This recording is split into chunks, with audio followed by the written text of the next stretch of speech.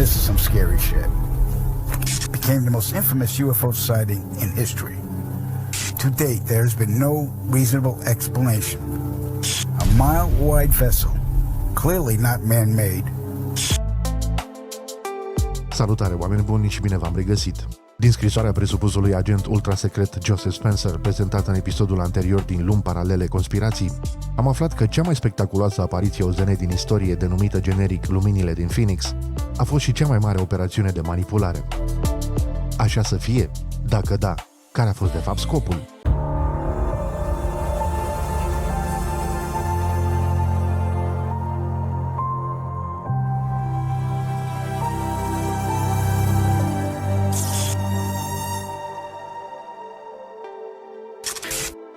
Dar mai întâi, haideți să aflăm ce s-a întâmplat în acea zi de 13 martie 1997.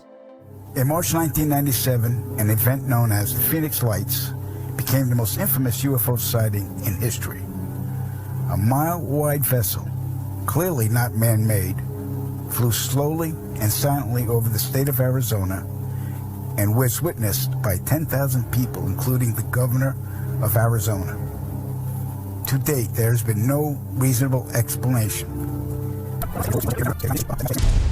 Așadar, în seara zilei de 13 martie 1997, între orele 19:30 și 22:30, a fost raportată de mii de oameni o apariție bizară pe cer de-a lungul a 480 de kilometri, începând din Nevada, prin Phoenix, până la marginea orașului Tucson, Arizona. Numai în Phoenix a fost văzută de peste 10.000 de oameni și chiar de guvernatorul statului Arizona. Evident că apariția a fost imediat asociată cu fenomenul OZN și a creat panică. Martorii s-au repezit să filmeze evenimentul.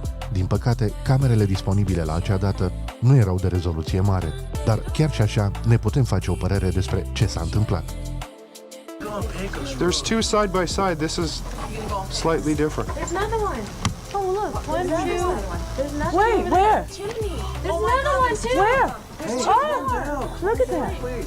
There's another one. No, we're just excited. We're not. They keep coming. There's Wait, I see. Whoa, look at them. I got that Wait. one on video. There's just four of them. Look at, there's three of them all together. I got the third one popping in. There's one behind the chimney. One just flared up. I got four of them. Major sighting here. There's five. Oh! Another one just showed up. They're multiplying. Whoa!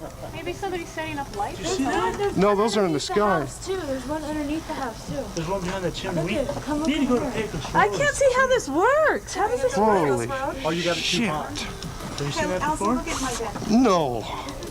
That's weird. They're lined up in a pattern, man. There's geometry behind this. I can't even get The- this. I've never seen it. Look at that. Man, this is What is this? Let's see. Oh, there's three of them all lined up. No, four, there's Bill. one Bill, over here, Come there's over four. Come look. Yeah, I see. Over the top right now.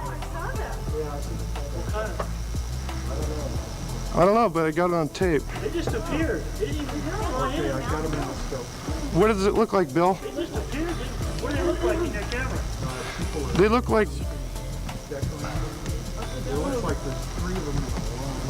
What do they look like? Like this sphere before? yeah, they're spears now.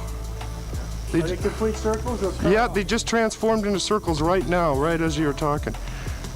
Now they're not spears. Well, see the way we saw them. Hey, Stephen Greer missed out, didn't he, Bill? Au existat două presupuse evenimente distincte implicate în incident. O formațiune de lumini în forma literei V, care a trecut pe deasupra statului Arizona, și o serie de lumini staționare observate în zona Phoenix. Al doilea grup de lumini a fost identificat mai târziu de către forțele aeriene ale Statelor Unite ale Americii, ca rachete de semnalizare aruncate de aeronave A-10 Warthog, care realizau exerciții de pregătire la Barry Goldwater Range, în sud-vestul Arizonei. Cu toate acestea, mulți experți resping aceste explicații pe baza analizei video. Luminile au rămas la o înălțime constantă, păstrând mereu aceeași distanță relativă între ele, precum și caracterul stabil al emisiilor, lucru care nu se observă în cazul rachetelor de semnalizare. Martorii susțin că au observat un OZN întunecat, stelele de pe cer dispăreau la trecerea lui și apoi apăreau după ce acesta trecea. Era imens în formă de V, având mărimea câtorva terenuri de fotbal, care se deplasa fără a scoate niciun sunet și care avea 5 lumini sferice. Guvernatorul statului Arizona din 1997 era Fife Symington. Deși a fost martor al ciudatei apariții, Symington a făcut imediat o conferință de presă și citez, pentru a preveni isteria, a ridiculizat evenimentul prezentând în direct un om costumat în extraterestru ca vinovat pentru incident. There may well be, life out there nobody knows. You can't say there isn't. The governor then really drops a bomb, saying he has actually solved this mystery. What's more, he says DPS has arrested a suspect. And then he shows us who he is. And this just goes to show that you guys are entirely too serious.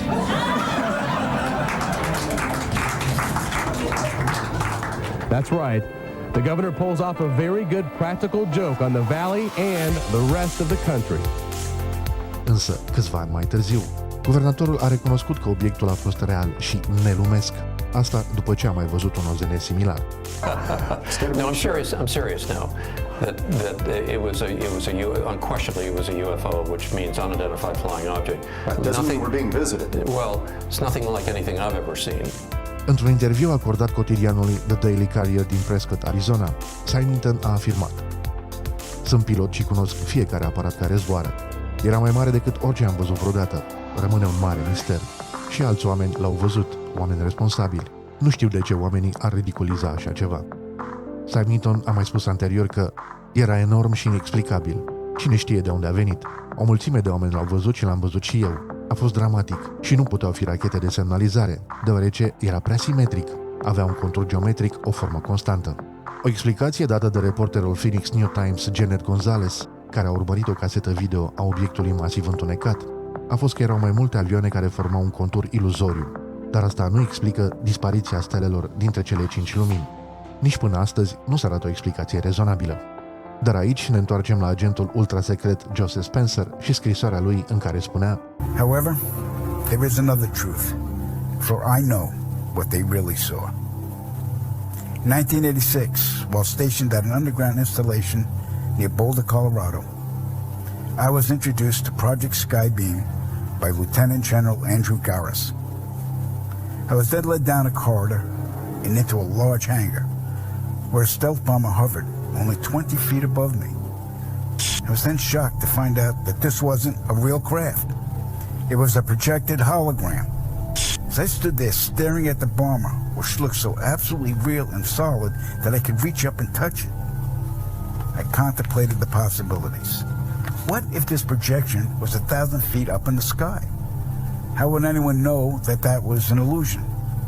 The Phoenix Lights craft, witnessed by 10,000 people, was the first grand-scale skybeam test upon the public. It succeeded beyond expectations. Cu toate acestea, pe 1 decembrie 2014, cunoscutul jurnalist de investigație american David Collins a dat publicității în exclusivitate un clip de 14 secunde cu imagini clasificate din noaptea incidentului Phoenix Lights, filmate de la bordul unui avion militar. Imaginile sunt originale, needitate și vorbesc de la sine.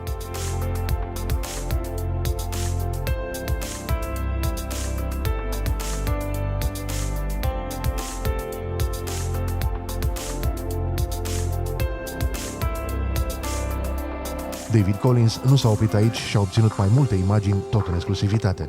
Ceea ce urmează să vedeți sunt imagini militare clasificate, needitate, dezvăluite de un fost pilot al forțelor aeriene americane de la baza Luke și care au fost înregistrate de la bordul unui avion de vânătoare F-16. Imaginile dramatice surprind OZN-uri, avioane militare A-10 Warthog și F-16 în acțiune, chiar în noaptea operațiunii Snowbird deasupra munților Estrella, situați la sud-vest de Phoenix, Arizona. Imaginile au fost filmate la data de, ați ghicit, 13 martie 1997, în noaptea incidentului Phoenix Lights.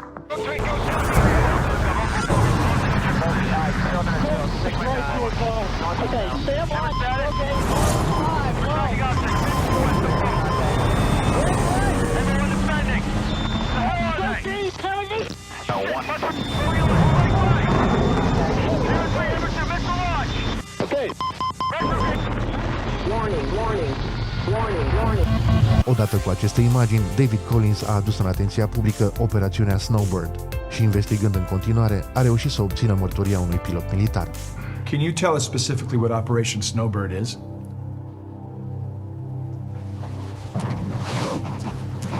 In the event of a mass sighting or engagement over a civilian populated area, Operation Snowbird would deploy deterrent measures or diversionary tactics to draw eyes away from the combat zone.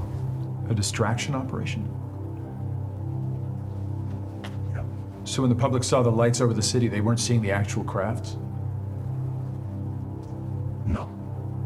No, they were seeing our flares. În final, să înțelegem că agentul Jesse Spencer avea dreptate atunci când spunea că OZN-ul din Phoenix a fost doar o operațiune de înscenare a forțelor militare, folosind proiectul secret Skybeam pentru a distrage atenția de la adevăratele nave extraterestre care au apărut pe cerul Arizonei în 13 martie 1997. Asta rămâne ca voi să decideți. Până data viitoare, nu uita să te abonezi, să dai un like dacă ți-a plăcut și un share ca să descoperi și prietenii tăi.